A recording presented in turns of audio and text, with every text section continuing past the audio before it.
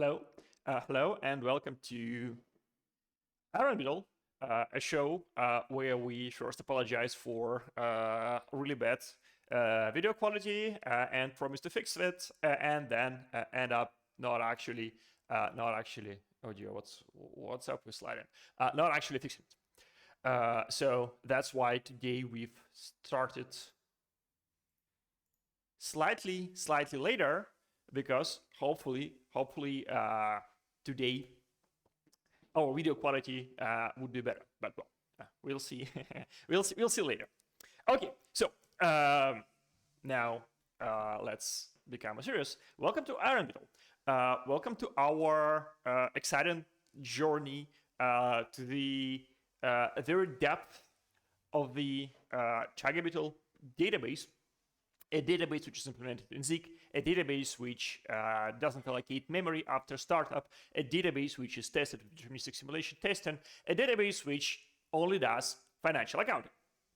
Or, well, actually financial accounting is a lie. It only does accounting, because accounting is actually much larger than finance. Like, for example, I don't know, you might want to track inventory in some kind of a game or that sort of stuff. Basically, everything you want to count, everything you want to track, everything you want to move from one place to another place, from one owner to another owner, you could actually do at Tagabital. Okay, so what are we going to do today? Today we are going to actually look at the chat. Okay. Today, our plan is to finish doing what we started doing last week. And that is looking at how Tagabital database makes sure that not only the data which is immediately required is up to date and fresh, but also that all the data which weren't accessed by the database for quite a while still is fresh. So the problem we wanted to predict here is this. Let's say you did some transaction, I don't know, half a year ago, and you wrote the bytes for the transaction somewhere to disk, and they you're fine, like, the first month, and the second month, and the third month, but on the fourth month, something happened, that place on disk got corrupted or otherwise damaged, and the data is no longer there. Like, from a perspective of the system, this is actually not a problem, because Tagabital can repair this source of correction. It is a distributed database. We have 6 copies of every single fragment of data. So in theory, we could just go and fix it. The problem, though, is that we need to know that it is broken. And unless we actually access this data, we won't know this. So we need some sort of infrastructure to proactively access data, even if that data is cold. And that is, what grid scrubbing is. Okay, so let's go back to our source code. Okay, we are live.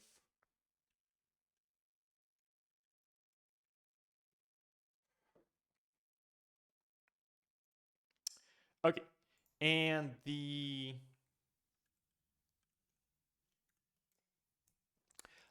relevant data structure there is grid scrubber.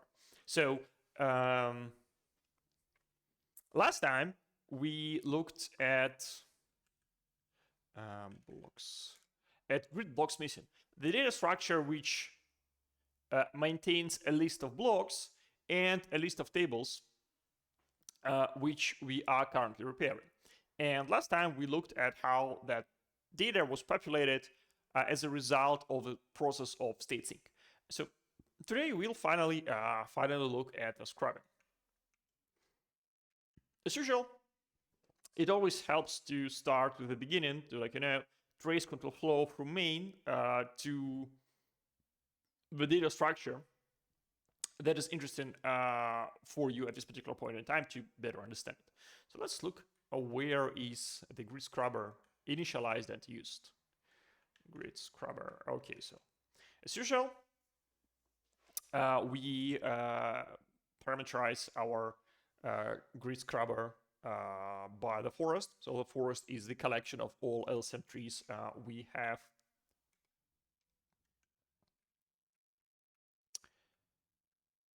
And and we initialize it. And I'm wondering, why do we even need client session checkpoints here?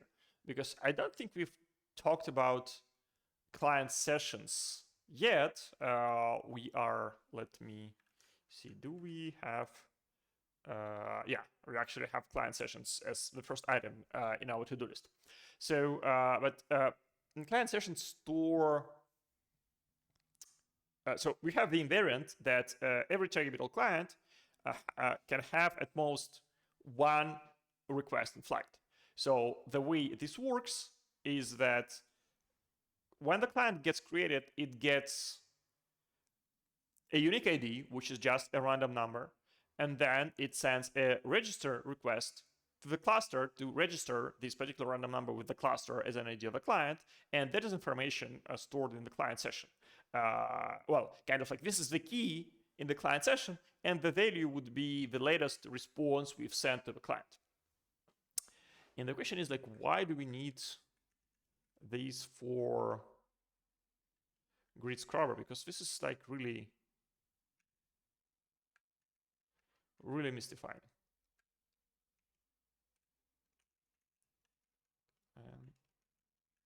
Session checkpoint. Why do we need it? Oh, right. Okay. Yeah, because we also want to scrub not only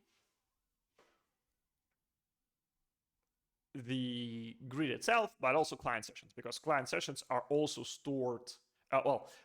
We want to scrub not only the LSM tree itself, but also the client session. Actually, that sort of makes me think that maybe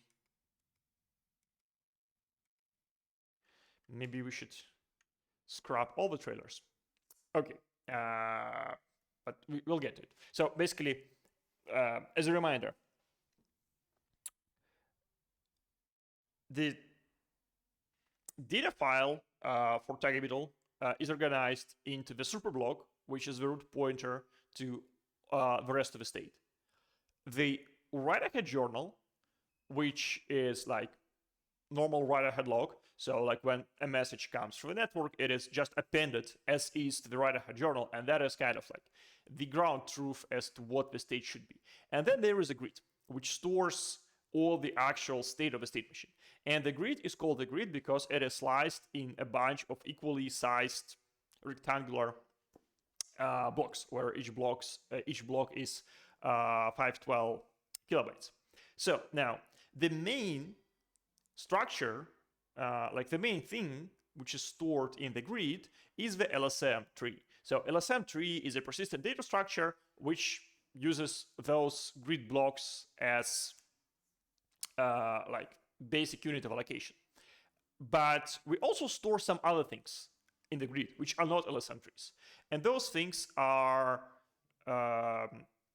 manifest log, client session, and the free set, and they stored as essentially a linked lists. So like, let's take, I don't know, a free set.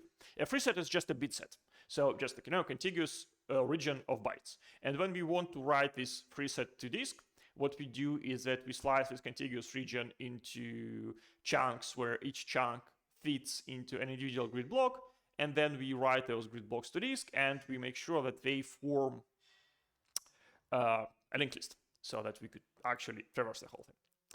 Okay. So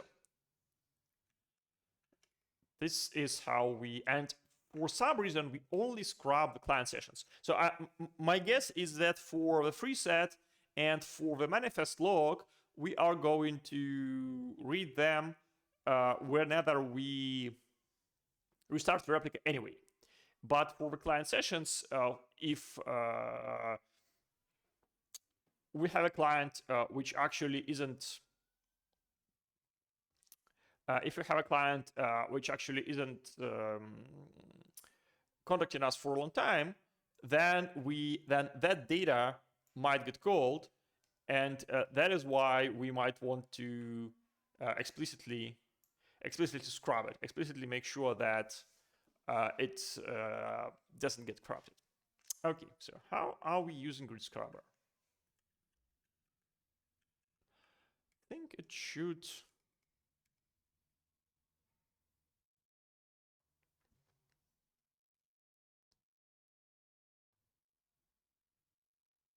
Okay, so apparently we have grid scrubber timeout, which is, I wonder how long it is. So grid scrub timeout, it's every 50 ticks.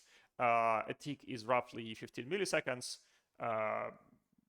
So it is like roughly once a second.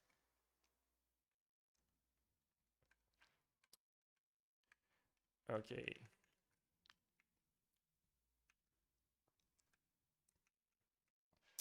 And we, first of all, we ask the scrubber itself, like how long it needs to tick. So we kind of like, no, the logic is reasonable. If your data file is small, you don't need a lot of scrubbing work. If your data file grows large, you actually need to spend more time scrubbing it because the probability of a particular block going down, particular block break-in goes up. So that's why we have a dependency here on the total number of blocks acquired.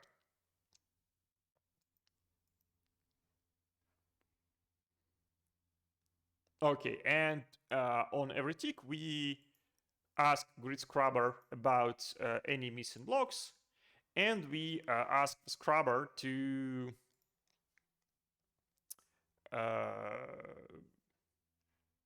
go and read next block. Okay, that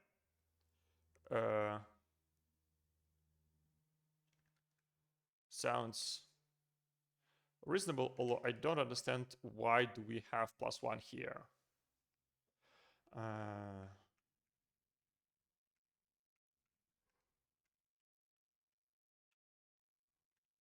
Okay, I don't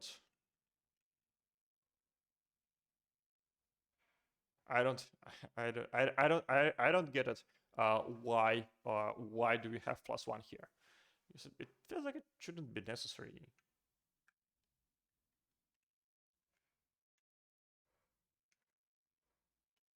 So we do two reads in parallel. Okay, and maybe just well, no, I really don't understand why we do +1 here.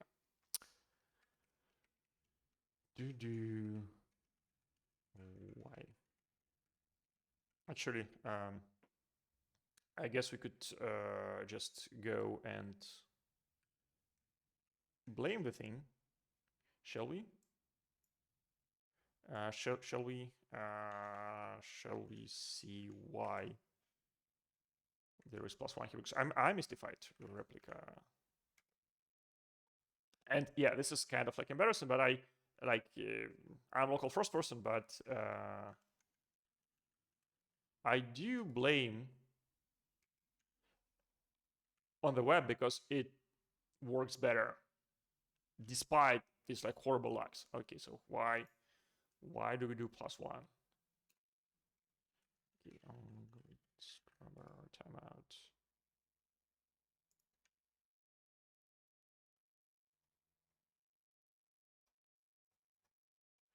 Okay, maybe this is too large for. I mean, I'm toggle blame. Why there isn't blame? Your blame took too long to compute. Okay.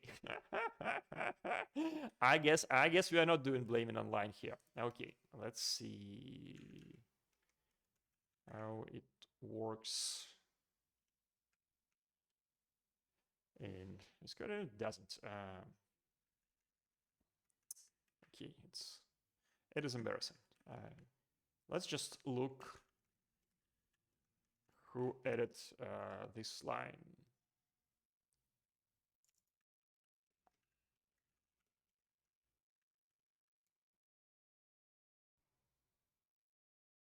Start multiple reads.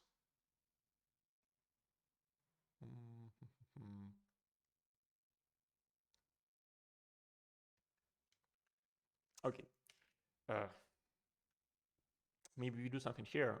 Okay, so let's I kind of like that's the commit which does this, and I kind of don't understand like why do we have +1 here? Okay, let's see how it works internally. So okay, we are a scrubber. We want to do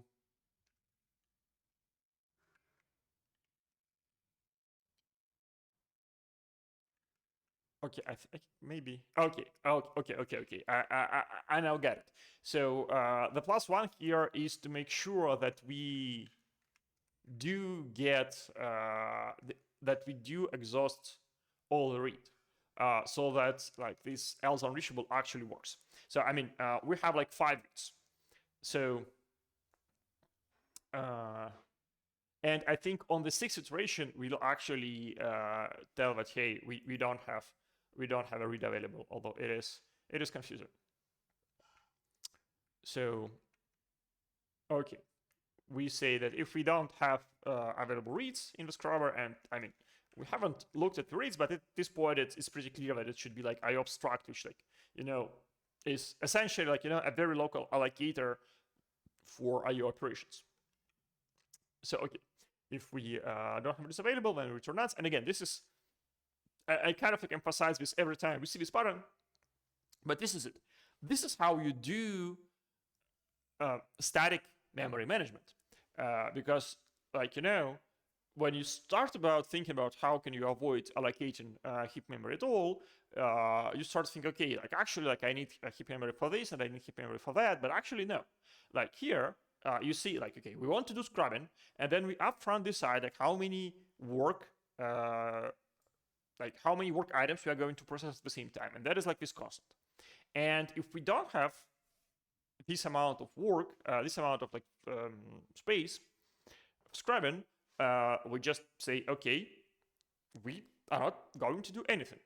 And it still works because outside there is this loop which returns to us. And once we finished the work we are doing, at that point we will be able to resume the work. So, okay. And this, I think, is the most interesting part of the scrubber. So like, which block we need to scrub next. And maybe we'll look at it a little bit later just to get the overall flow here. But what this tour will be doing is essentially what we've looked at last time. So there will be an iterator over all the tables of our forest of LSM trees.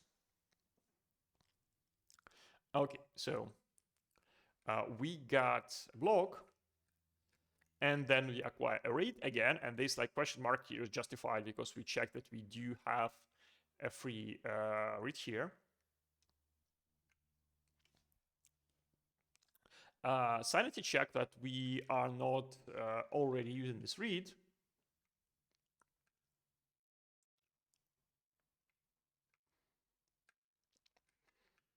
And we go and read the block and we already know the address and the checksum, so we kind of like we can check that what we read is valid. Okay, so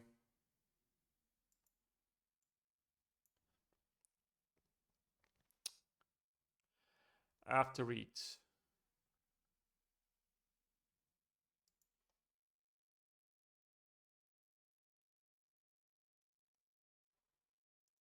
completes,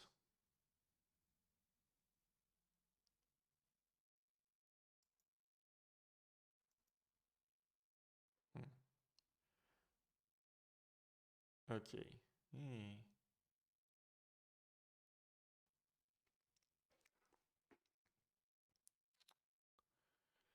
I don't fully understand how it works.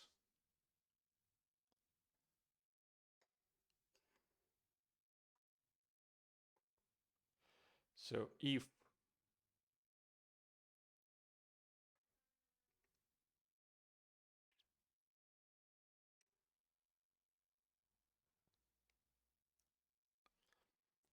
what we are reading is the index block for a table and it is valid, then we like remember it as a current index block that we are scrubbing. If a block is valid, well, we cannot proceed here. So that makes sense. Oh yeah, I guess we actually don't. So here, like, you know, when we read finished, the only thing we do is that we move it from the set of busy reads, which I think is a FIFO. Yeah, it's FIFO, FIFO. And add it to the set of reads which are completed. And then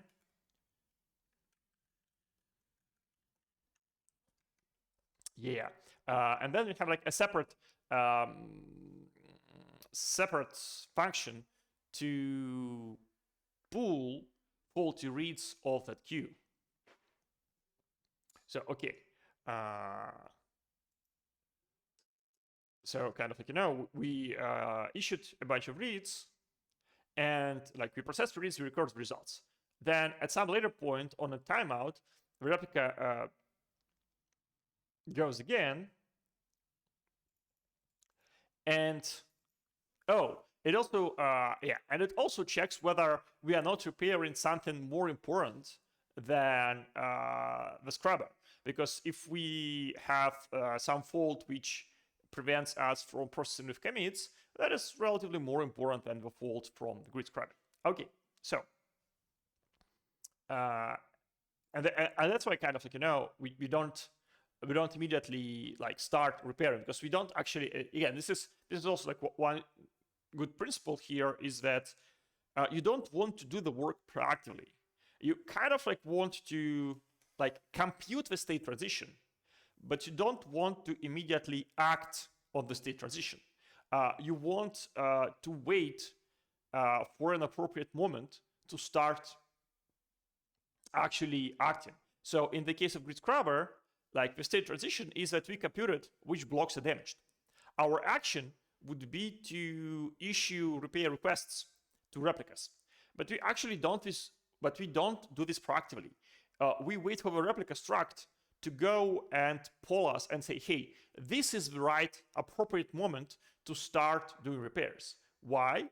Because replica might use its input-output bandwidth for higher priority things than the degree scrubber. So it would be wrong for the degree scrubber to make the call as to the priorities of different kinds of repair. Okay, so when replica polls us, then we go and return all the blocks which must be repaired, which then go to the queue of the missing blocks and which we then subsequently repair. So, okay. I think we understand the overall flow of Scrubber. Just to check that we haven't missed any okay. We haven't missed almost anything.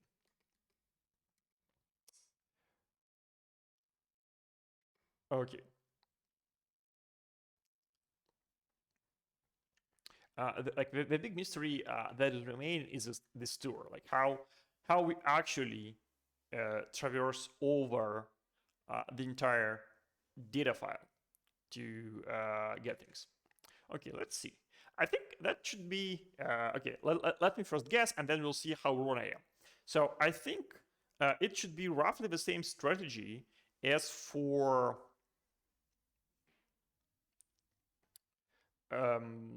state sync. So we go through the manifest and we go through every table in the manifest. And for each table, we read its index block in memory, and that's why we have that in-memory index block allocated. And then we step through each individual data block. So it all is driven from the manifest. Now, as with state sync, the problem is that the manifest might be concurrently modified, but we still need to be able to make a whole tour across all the data. But I think the same trick that worked for state sync should work for the tour. So when we iterate through tables, we remember what is the latest key of the latest data file that we processed. And if a set of table is mutated, then we go and using binary search refind the table which we should resume the tour from. Okay, that is the guess. Okay, so we start tour with reading table index.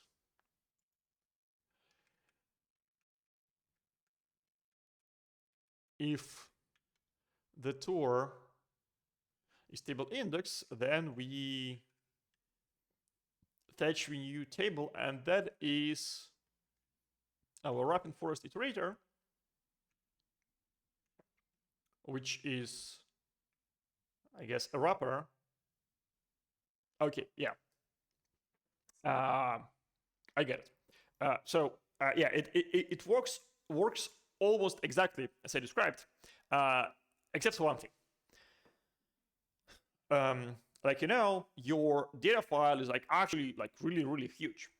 And ideally, you want to start scrubbing at random position. You don't want all the replicas to start scrubbing from the start, because then they're going synchronously. And the data at the end of a data file is at a greater risk of getting lost. So what you want is that for a given replica, you want to start from random place. And that is what wrapping forest table iterator type does. So it says, okay, let's do a tour through all the tables in the manifest, but rather than going through all the levels through all the tree IDs, we start at a random level and at a random tree and go from there. Okay, so let's maybe for now forget about this iterator, but kind of like just treat it as an abstraction. An abstraction that gives us the new table we need to read. Okay, we got from the in-memory manifest, we got the index and the checksum, the address and the checksum of the index block of a table. So we say, okay, now we are going to read table data. And the first block we are going to read is the index block.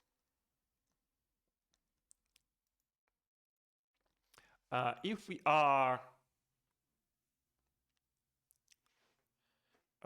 in the table data, then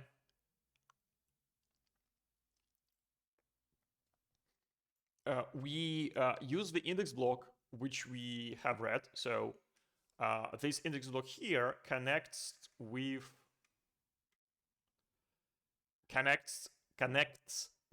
this memory copy over here. Okay, so we copied the block. We have it.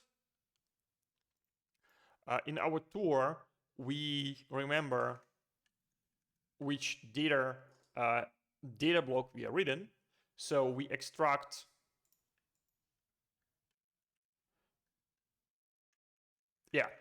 we extract that checksum and that address of the corresponding data block and say, okay, now we go and read it. Unless we are at the end of a table, in which case we reset back to the table index. And that's why like the code is written counterintuitively. First we do table data and then we do table index. Because if we are at the table data, but this is like the end of our table data, then we flip around to table index. Okay. And what is store manifest log? Okay, so I guess this actually semi answers my question why we are only passing client sessions and not the other trailers, because we do scrub the other trailers. And presumably we have access to the other trailers through the forest and the client, and that actually makes total sense because you need a manifest log and you need free set for a forest. But for client sessions, you actually like need to get them explicitly. Okay, yeah, that now checks out. Okay.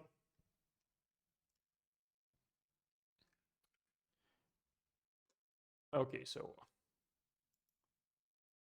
when do we set the tour to manifest log?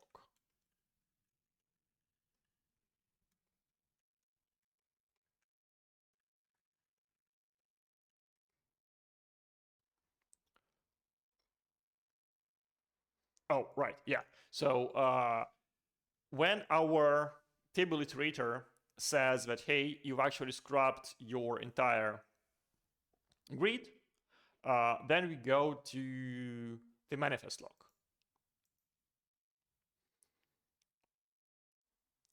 And in the manifest log,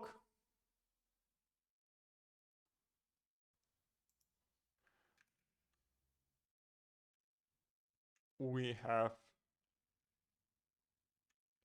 another iterator, which is again in the scrubber, which again goes through manifest log. And then the same thing goes for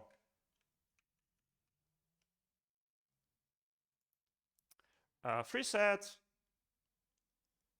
like the 2-bit sets which comprise the free sets, because remember in the free set we have both the like bit set of the free blocks and the bit set of the blocks which were released recently, because when we release the block we cannot immediately reuse it because there is a chance that we crash and we have to restart on a previous checkpoint. So although we released this block like right now and we'll no longer need it in the future if we do not crash, if we do crash we'll have to replay a bit of a past, so we might still need it in the past. Okay, and then we do the same thing for client session. Okay, that makes sense, I guess. So right now I have two questions as to how the scrubber works. One question is how all those iterators work in detail. I mean, it should be like relatively straightforward chasing through the data structure written to disk, but still just curious. And the other one is that what is the persistent state of the scrubber?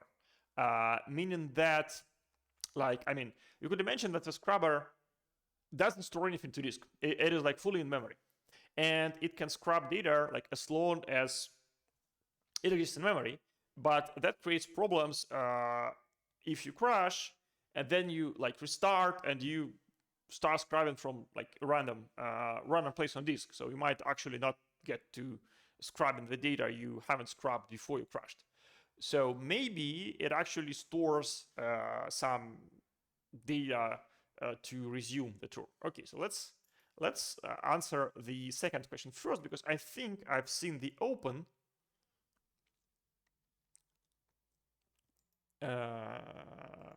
open call, and that is interesting. So how do we open the scrubber?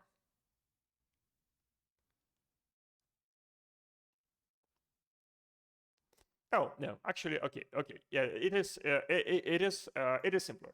It is simply random, so we just select a random, like if we crash and restart, we just select a random origin for our tour. The only constraint here is that we need to like select we need to select a level and we need to select a tree, but we need to select these like not uniformly as to the number of levels and the number of trees, but actually according to the amount of data in each level, like the amount of data measured in just bytes on disk. So we iterate through all the trees, and we statically approximate the sum. So I don't think we actually go to the like how much data we actually have. We just say how many tables, and then we approximate the size of this table by the maximum size of this table. Okay, that should be fine.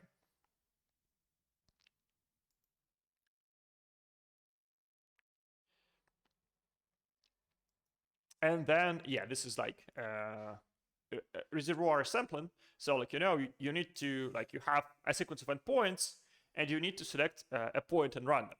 And one way you can do this is you accumulate them, like all the points into the array, and then you generate a random index, and you, like, pick a point from this index. But here, that would be slightly awkward to code, because, like, we have like these two like nested loops. We don't necessarily want to remember all our previous choices. So you actually could select a random point out of n online. And this works by induction.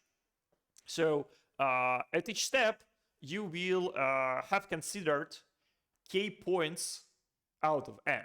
And on each step, you have selected a random point out of k. So you have endpoints. Like, you will have endpoints eventually. Originally, you have none and nothing is selected.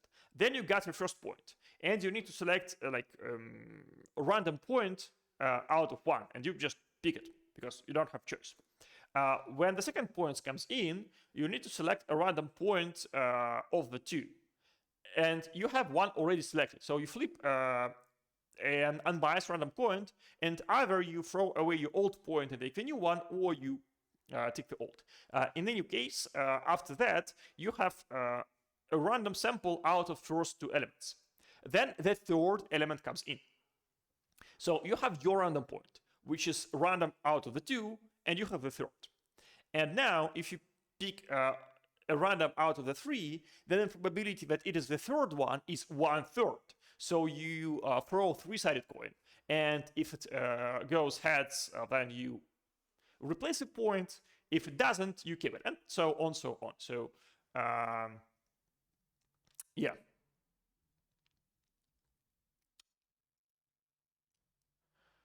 Okay, so we select random point, and then we can start.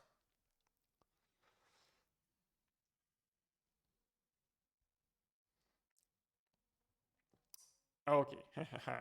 Oh, this is interesting. I've kind of like missed it on the first read. So what also could happen is that we schedule some read, but actually, and the read fails, but the read fails because the data is no longer there, because we started scrubbing the block, and while we were scrubbing it, we actually freed it and checkpointed and overrode it. So to detect this, every time we flip the checkpoint, we loop through addresses,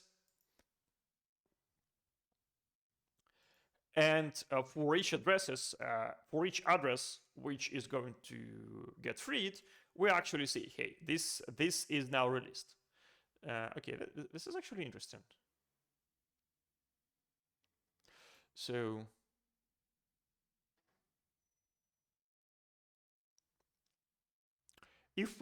so what happens if we were reading an index block and it got released?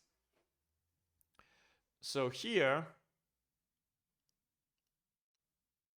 we'll get the status released, and then we'll do the tour next, and we'll be again in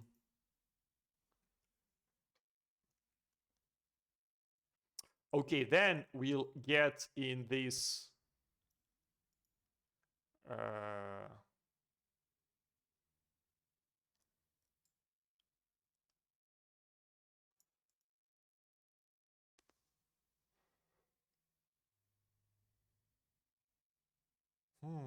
okay, is this okay? Is this correct? So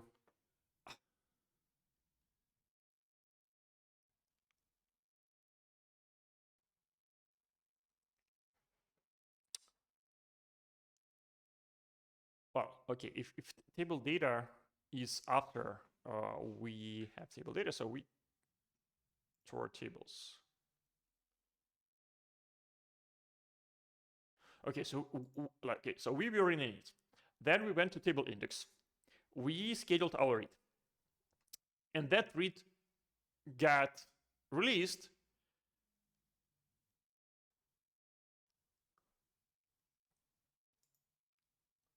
Okay, no. So we were in it. Then we go to table index. Then we got our next table.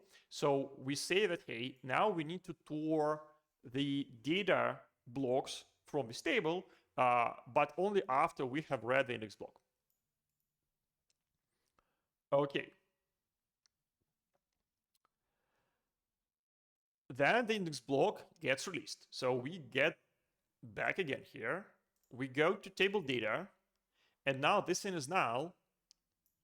So we return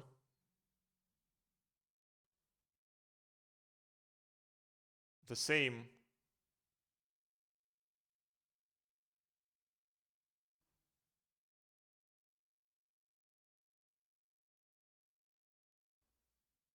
we return the same block. Okay, this is tour table data index checksum. This tour table data index checksum. Okay, this is concerned. Do we check this in a checkpoint durable? Oh, yeah, okay, yeah, indeed, we do check this. So in case the index block is released, then we get here, and if we are to release the index table, then we say, okay, we are going to start with table index again. Perfect, that makes sense. Okay.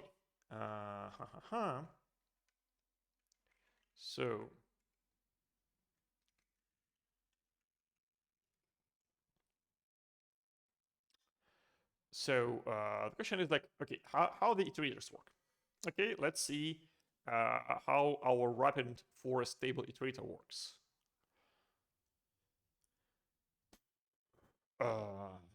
It just modifies the forest table iterator, which we looked at last time, to start from our given randomly chosen origin.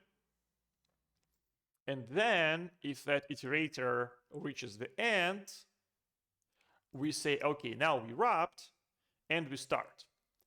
And if we wrapped, if we already wrapped and we are past our point of origin, we also say, okay, we finished the trade. Okay, so this is just simple cycle. Okay, that is relatively easy. Okay, manifest block iterator type. That should be, I think, easy because it is just a linked list.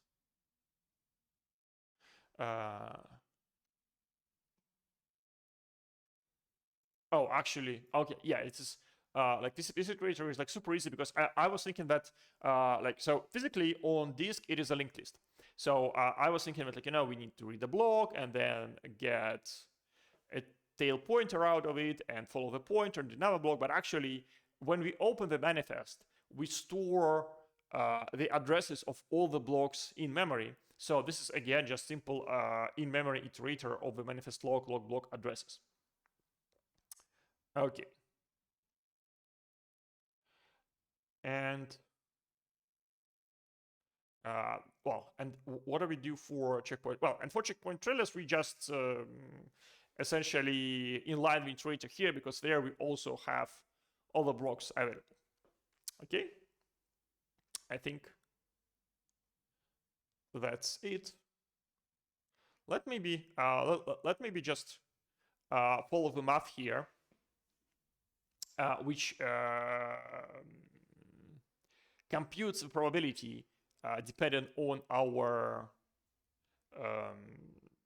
scribing parameters. What if we actually, what is the probability that we actually hit a fault despite our grid scribing? Okay, so let's see. We run our database for 20 years. And we assume that we take 180 days to scrub the entire data file.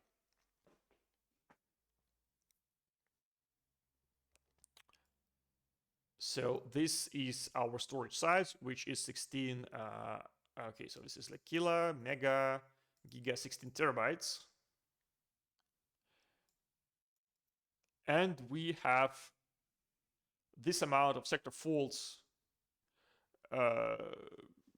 per year, which is like a lot of faults. Like in reality, you'll have like much fewer faults, but okay, we are super pessimistic, so we see like 10,000 faults.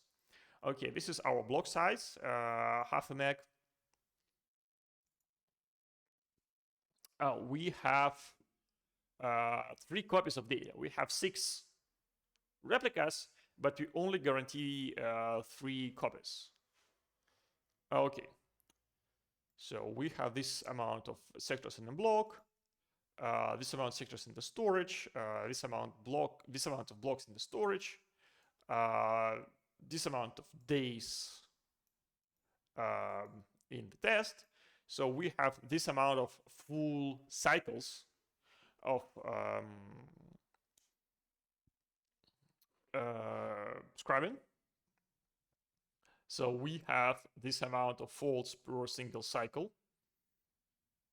That makes sense. So if a specific block is uncorrupt for the entire cycle, then, oh dear.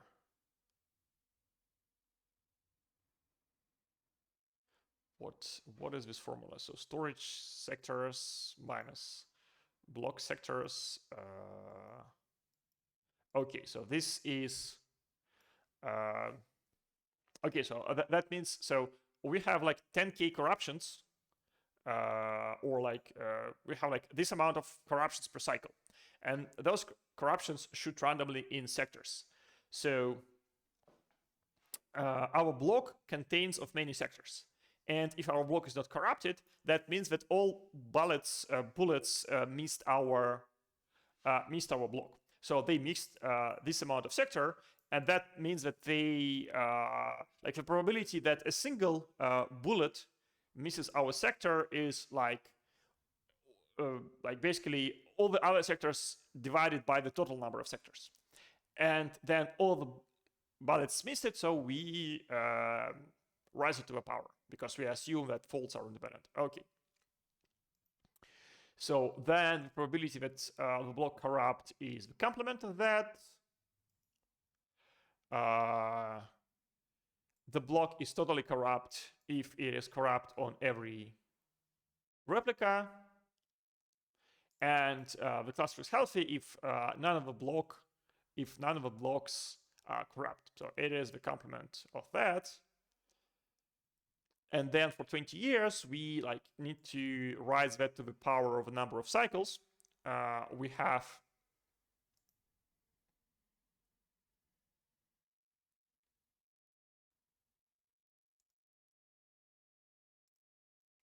this is one block. So this is like this specific block is uncorrupted. Then the number that they are all uncorrupted is rise that to the number of blocks as well. And we get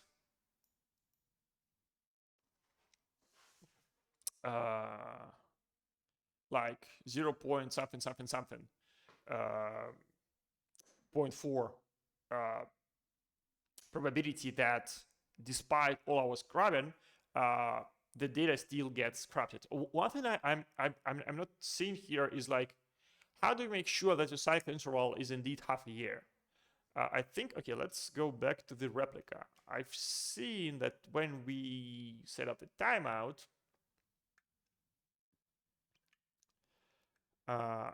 we set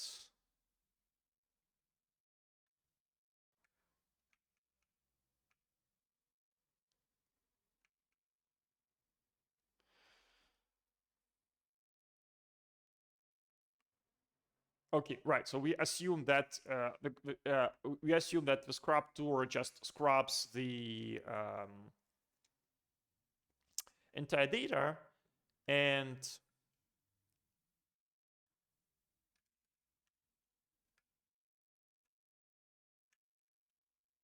this is and this is our constant, which determines like how long we want a single tour to take. Okay, so actually,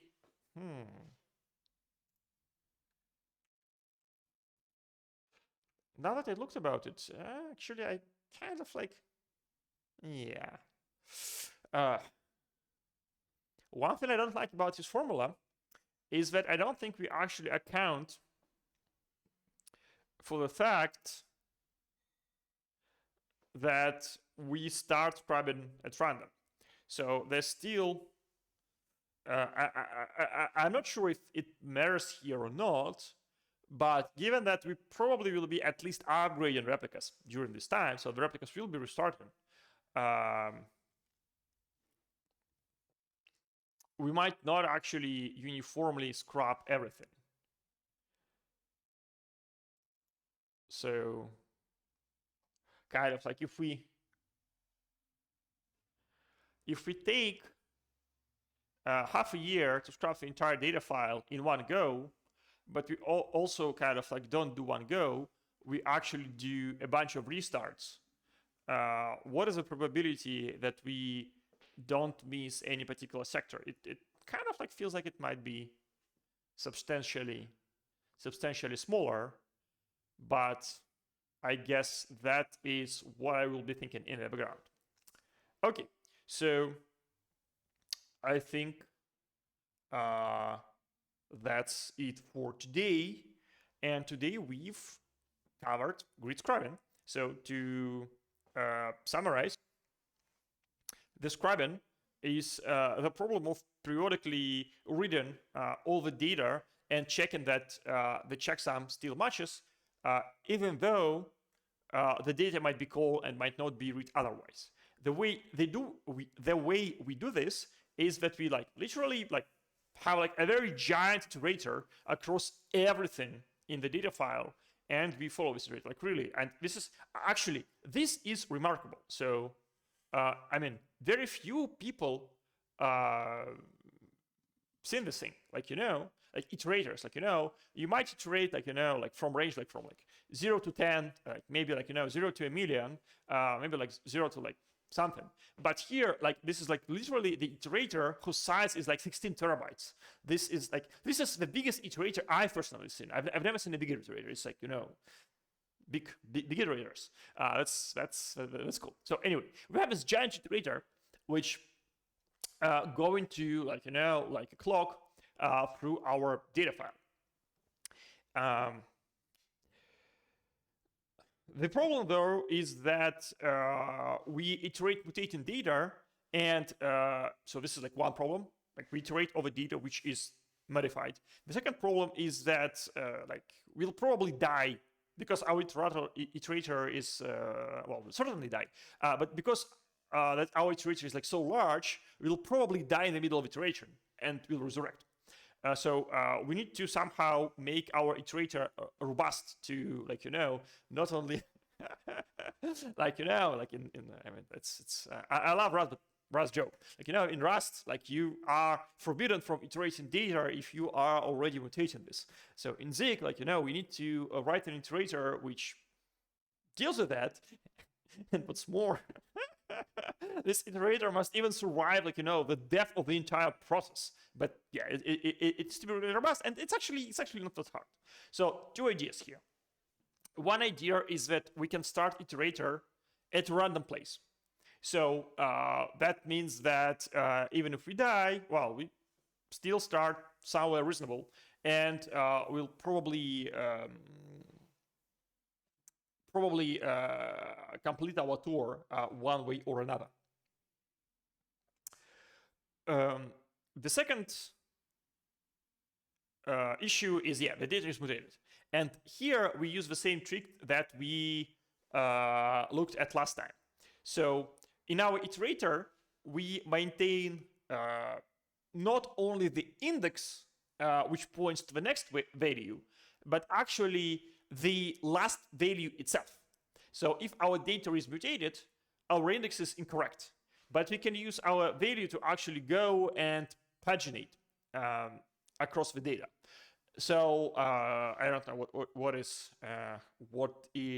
a good analogy here. Well, I can't invent a good analogy, so let's leave it at that. Okay. So with this iterator, we just go and read all the data and discover failures, and be very careful to not proactively repair those failures, because our repair process might not actually be the highest priority one, but rather wait for the replica to poke us and to say, hey, what I have finished all the high priority repairs. What is the right thing for me to repair right now? Okay, so thanks for joining, thanks for watching, and as a reminder, this is a weekly event. So next week, in exactly 7 days minus 1 hour at 5 p.m. UTC, we could meet again, where we'll discuss, I don't know what yet, but something else interesting about TimeOut. And if you miss it, you could always watch it on YouTube, and hopefully from this point on, it will again be in a reasonable quality. That's all for today, and goodbye.